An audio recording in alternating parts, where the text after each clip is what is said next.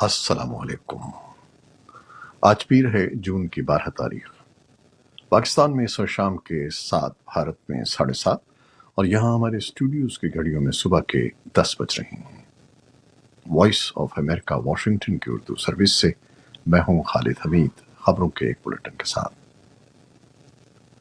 بحیرہ عرب میں موجود طوفان بائپرجوائے پاکستان اور بھارت کے ساحلوں کی جانب بڑھ رہا ہے۔ دونوں ملکوں کے ساحلی علاقوں میں حفاظتی اقدامات کے تحت لوگوں کی منتقلی کا عمل جاری ہے۔ پاکستان کے محکمہ موسمیات کی ایڈوائزری کے مطابق بائپرجوائے اس وقت کراچی کے جنوب میں 600 کلومیٹر کے فاصلے پر ہے۔ سندھ کے وزیر اعلیٰ مراد علی شاہ کے مطابق طوفان کی نگرانی مسلسل کی جا رہی ہے۔ اگر اس کی شدت برقرار رہی تو ساحلی اور نشیبی علاقوں سے 10,000 افراد کو نکالا جائے گا۔ دوسری جانب بھارت کے محکمہ موسمیات نے کہا ہے کہ طوفان 15 جون تک بھارت میں گجرات کے مانڈوی اور پاکستان میں کراچی کے ساحل کے درمیانی علاقوں سے ٹکرائے گا، جس کے نتیجے میں تیز آندھی اور طوفانی بارشیں متوقع ہیں۔ آج چائلڈ لیبر کے خلاف عالمی دن منایا جا رہا ہے۔ رپورٹس کے مطابق دنیا بھر میں 60 ملین بچے چائلڈ لیبر کا شکار ہیں۔ اس اوسط سے تقریباً ہر 10 میں سے ایک بچہ مزدوری کر رہا ہے۔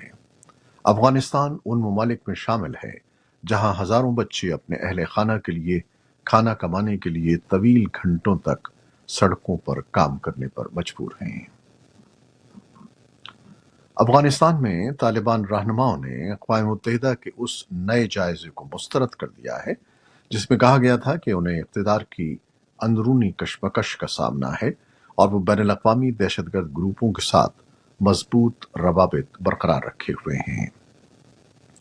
ایک بیان میں طالبان کے چیف ترجمان ذبیح اللہ مجاہد نے اس رپورٹ کو بے بنیاد اور متعصب قرار دیتے ہوئے اس کی مذمت کی ہے جو اقوام متحدہ کے سلامتی کونسل کی تجزیاتی معاونت اور پابندیوں کی نگرانی کرنے والی ٹیم نے رواں ماہ کے اوائل میں جاری کی تھی۔ انہوں نے کہا کہ رپورٹ کے مصنفین نے جان بوجھ کر حقائق کو مسخ کیا ہے۔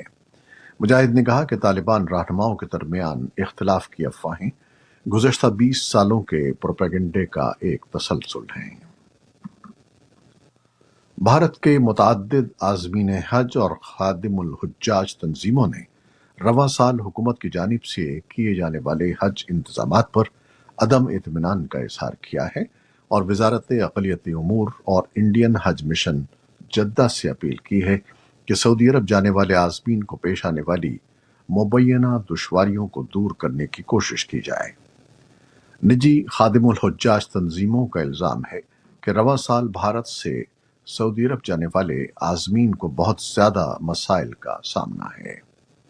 یہ مسائل خاص طور پر رہائش سے متعلق ہیں۔ ادھر سعودی عرب کے شہر ریاض میں بھارتی سفارت خانے کا کہنا ہے کہ انڈین حج مشن عازمین کو سہولتیں فراہم کرنے کے لیے مسلسل 24 گھنٹے کام کر رہا ہے۔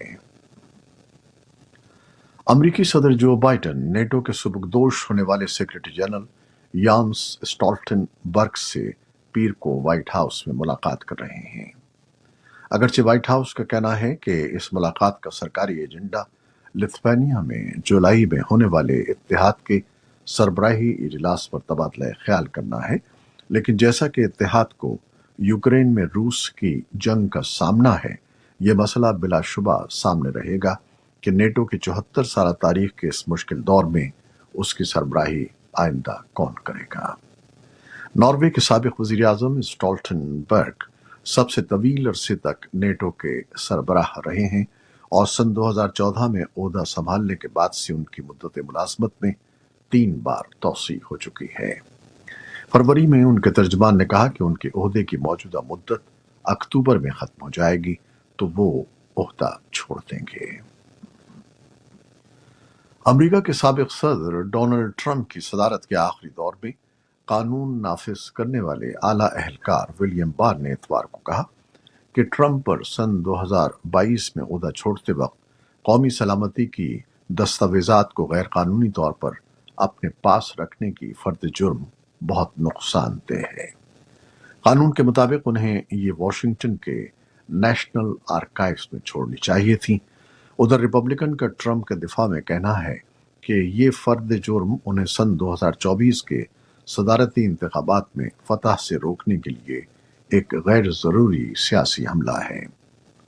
दूसरी तरफ बरसरे इक़्तिदार डेमोक्रेटिक पार्टी के रहनुमाओं ने फर्द जुर्म की हिमायत का इजहार किया है।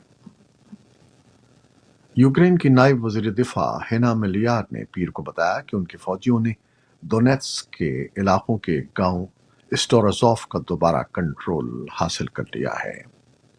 ये जवाबी कार्रवाई रूस के कब्जे में लिए गए इलाके को दोबारा हासिल करने की एक कोशिश है। नायब वज़ीर दिफा ने टेलीग्राम पोस्ट में मैरीन ब्रिगेड का शुक्रिया अदा करते हुए कहा कि यूक्रेन का झंडा स्टोरोज़ोव पे लहरा रहा है। यूक्रेन की मुसल्लह अफवाज के जनरल स्टाफ ने पीर को बताया कि गुज़श्ता रोज दोनेत्स्क में बाखमुत और लुहांस्क के इलाके समेत दीगर जगहों पर शदीद लड़ाई हो रही है। नेटो 25 ममालिक के 250 तैयारों के साथ अपनी तारीख की सबसे बड़ी फजाई मश्क जर्मनी में शुरू कर रहा है। इस बात को उजागर करते हुए नेटो एक दिफाई इत्तेहाद है। लेफ्टिनेंट जनरल एंगो गरहार्ड्स ने कहा कि ये मश्क 23 जून तक जारी रहेगी और इसमें रूस के कैलिनिनग्राड इनक्लेव की तरफ कोई तैयारा नहीं जाएगा, जो नेटो के अरकान पोलैंड और लिथुआनिया की सरहदों से मुत्तसिल है। अक़वाम मुत्तहिदा की एक रिपोर्ट में कहा गया है कि मी टू जैसी हुकूक की मुहिमों के बावजूद ख़वातीन के खिलाफ तासुब से बाखबर रहने वाले डेटा में गुज़श्ता दहाई के दौरान कोई पेशरफ्त नहीं हुई है। मर्दों और औरतों दोनों के दरमियान इम्तियाजी सिनफी समाजी उसूल दुनिया भर में राइज हैं।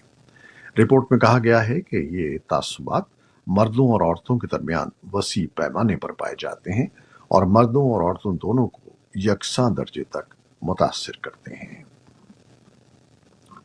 ईरानी वज़ारत ख़ारजा के तर्जुमान नासिर केनानी ने दावा किया है कि उनका मुल्क अम्मान के जरिए अमरीका के साथ बिलवास्ता बातचीत कर रहा है और ये कि मस्कत में होने वाली ये गुफ्तगू खुफिया नहीं रही।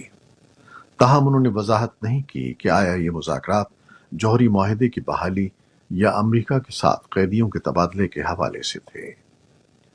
अम्मान का ईरान और मगरबी ममालिक के दरमियान सालिसी का तवील रिकॉर्ड है।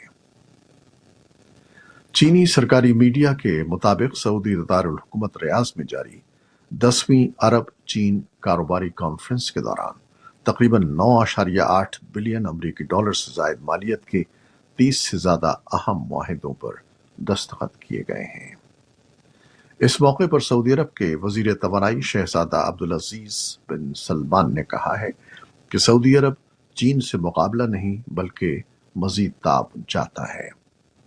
इस 2 रोज़ा कॉन्फ्रेंस में मसनूई ज़हानत और काबिल तजदीद तवानाई की तरक्की समेत मुताद्दिद मौज़ूआत पर तबादला ख्याल किया जा रहा है।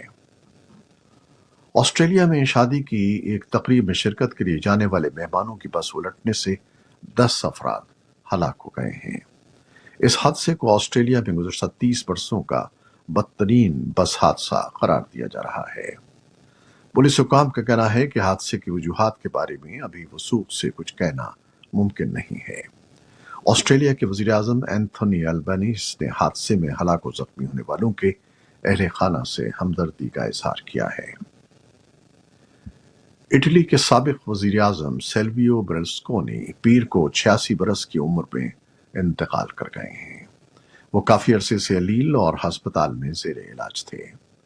बेर्लुस्कोनी इटली के अरबपति बिजनेसमैन थे जिन्होंने अपने सियासी कैरियर के आगाज से कबल रियल एस्टेट और मीडिया के शोबों में नाम कमाया।